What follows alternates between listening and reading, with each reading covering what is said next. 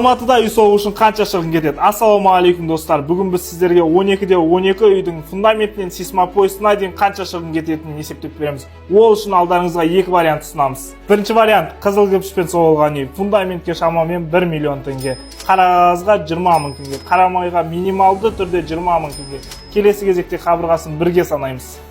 Бір кірпіштің салмағы 3,5 килограмм. Бір мешок клей 62 кірпішіне жетеді.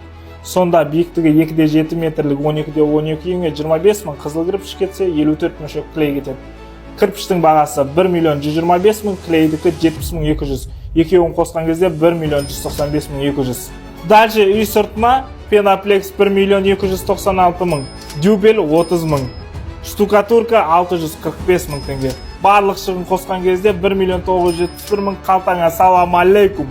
Екінші вариант газоблокпен соғылған үй. Фундаментіне 1 миллион, қара қағазбен майыңа 40 мың теңге.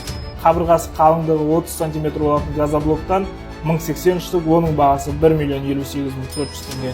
50 қап клей 65 мың теңге. Барлығын қосқан кезде 1 миллион 123 мың 400 теңге болады. Одан әрі қалыңдығы 30 см болатын газоблокты қаптап утеплять ету қажет емес. Тек сылау үшін 645 мың теңге. Жалпы қызыл кірпішке кеткен шығын 3 миллион 166 мың 200. Ал газоблокқа кеткен шығын 1 миллион 768 мың 400 теңге.